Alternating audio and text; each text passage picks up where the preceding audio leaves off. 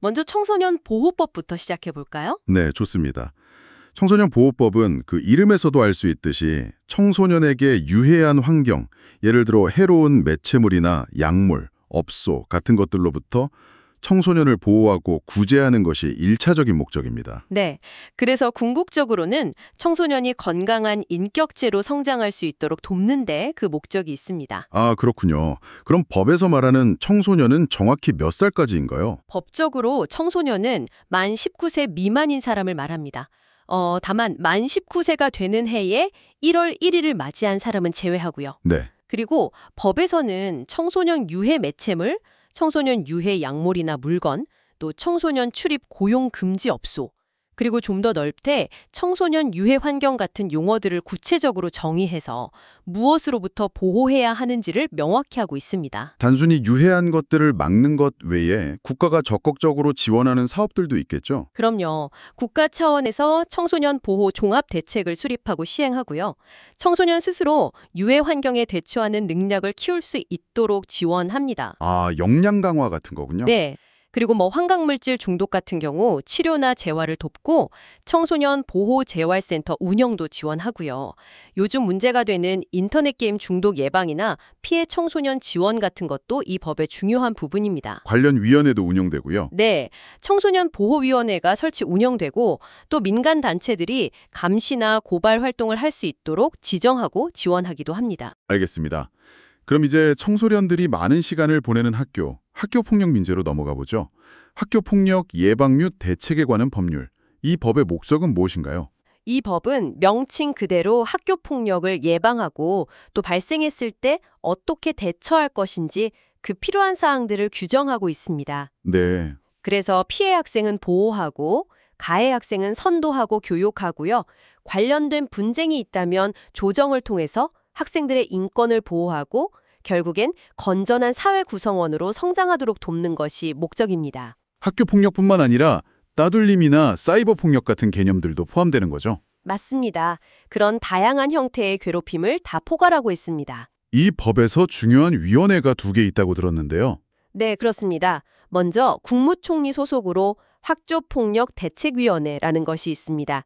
이건 국가 차원의 큰 그림, 그러니까 기본 계획을 수립하고 정책 방향을 정하고 잘 시행되고 있는지 평가하는 역할을 합니다. 국가 단위의 컨트롤 타워 같은 거네요. 그렇죠. 그리고 실제 학교 현장과 더 밀접한 것은 각 교육지원청에 있는 학교폭력대책심의위원회입니다. 아, 심의위원회요? 네, 이 심의위원회에서 실제 발생한 학교폭력 사안에 대해 다루는 거죠. 피해 학생에게는 어떤 보호 조치가 필요한지, 예를 들어 심리상담이나 치료 지원, 필요하다면 학급 교체 같은 것들을 결정하고요. 그럼 가해 학생에 대해서는요? 가해 학생에 대해서는 교육이나 선도 조치, 그리고 징계 조치를 심의합니다. 서면 사과부터 시작해서 접촉 금지, 학교 봉사, 특별교육 이수 같은 것들이 있고요. 사안이 좀 더 심각하면 출석 정지나 학급 교체, 전학, 그리고 마지막 수단으로 퇴학 처분까지도 가능합니다. 분쟁 조정 역할도 하고요. 조치 내용이 상당히 구체적이네요. 네, 그래서 이 심의위원회의 조치 내용은 잘 알아두시는 게 중요합니다. 알겠습니다. 다음은 소년법인데요. 아무래도 일반 형사법과는 좀 다른 목적을 가질 것 같습니다. 맞습니다. 소년법은 반사회성, 그러니까 비행을 저질렀거나 그럴 우려가 있는 소년들을 대상으로 하는데요. 처벌 그 자체보다는 소년의 환경을 조정해주고 품행을 교정하는 데 초점을 맞춥니다. 교정과 보호가 중심이군요. 네, 그래서 보호처분이라는 특별한 조치를 통해서 소년이 건전하게 성장할 수 있도록 돕는 것을 목적으로 합니다.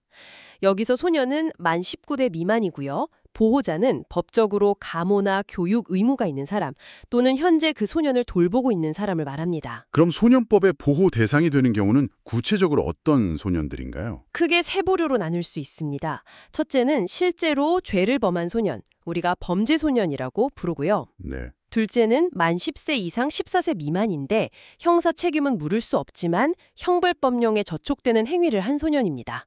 이들을 촉법소년이라고 하죠.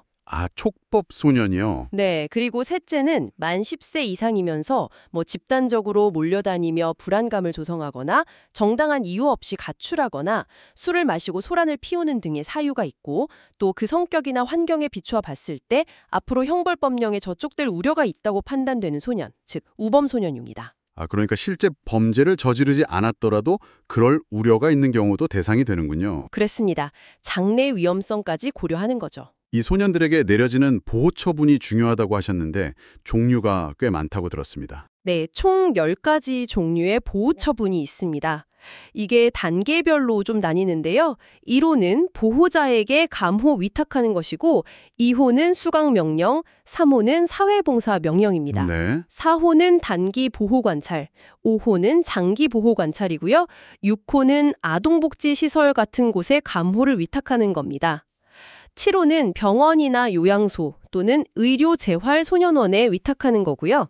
치료가 필요한 경우겠네요. 그렇죠. 그리고 8호는 1개월 이내로 소년원에 송치하는 것, 9호는 단기 소년원 송치, 10호는 장기 소년원 송치입니다. 1호부터 10호까지 점점 조치의 강도가 세지는 느낌이네요. 네, 그렇게 볼 수 있습니다. 각 처분의 내용과 기간 등을 명확히 구분하는 것이 중요합니다. 그리고 법에서는 이런 처분 외에도 비행을 예방하기 위한 조사나 연구, 교육, 홍보활동, 관련 정책 수립 의무도 국가에 부여하고 있습니다. 네, 잘 알겠습니다.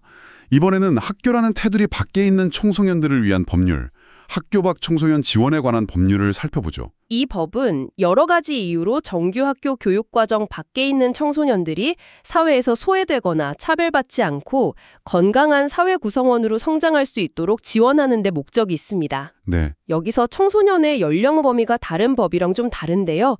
만 9세 이상 24세 이하를 대상으로 합니다. 24세까지요? 훨씬 넓네요. 네, 그리고 학교 밖 청소년은 정의가 좀 긴데 쉽게 말하면 초등학교나 중학교 입학 후에 3개월 이상 결석했거나 취약 의무를 유예한 경우 또는 고등학교에서 제적, 퇴학 처분을 받거나 좌퇴한 청소년 혹은 아예 고등학교에 진학하지 않은 청소년 등을 다 포함합니다. 이들을 위한 지원은 구체적으로 어떻게 이루어지나요? 정부 차원에서 5년마다 지원 계획을 세우고 또 3년에 한 번씩 실태 조사를 해서 정책의 근거를 마련합니다. 네.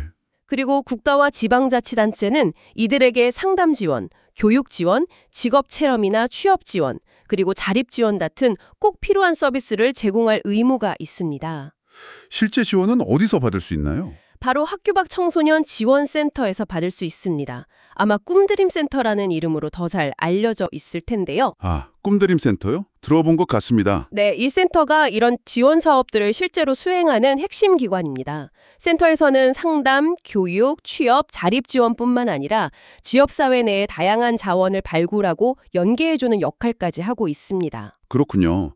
학교 밖 청소년들에게 정말 중요한 역할을 하겠네요. 자, 이제 마지막으로 아동 청소년의 성보호에 관한 법률, 흔히 아청법이라고 부르죠. 이 법에 대해 알아보겠습니다. 네, 아동 청소년의 성보호에 관한 법률, 즉 아청법은 아동 청소년을 대상으로 하는 성범죄를 예방하고 또 피해자를 보호하기 위한 아주 중요한 법입니다. 목적은 크게 세 가지로 볼 수 있는데요. 네. 첫째는 아동 청소년 대상 성범죄의 처벌과 그 절차에 관한 특별 규정, 즉 특례를 두어서 더 엄중하게 다루겠다는 것이고요.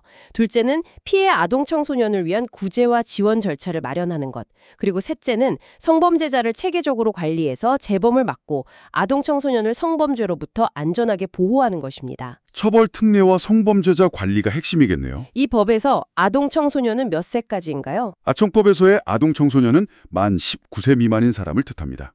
이 법은 아동 청소년을 대상으로 한 강간이나 강제추행 같은 성범죄에 대해서 일반 형법보다 형량을 가중하는 등 처벌 특례를 두고 있고요. 특히 아동 청소년 성착취물, 예전엔 아동 음란물이라고 불렀죠. 이것을 제작하거나 배포, 소지하는 행위에 대해서는 굉장히 강력하게 처벌하고 있습니다. 성범죄자 관리는 구체적으로 어떻게 이루어지나요? 성범죄로 유죄 판결이 확정된 사람의 신상 정보를 국가가 등록해서 관리하고요. 범죄의 내용이나 재범 위험성 등을 고려해서 일정 기간 동안 그 정보를 인터넷 같은 곳에 공개하거나 관련 지역 주민들에게 우편 등으로 고지하기도 합니다. 취업 제한 같은 조치도 있죠. 네, 맞습니다. 아주 중요한 부분인데요. 아동 청소년 관련 교육기관이나 시설 등에 취업하는 것을 일정 기간 제한하는 조치도 명시되어 있습니다. 재범을 막기 위한 다각적인 시스템이라고 보시면 됩니다.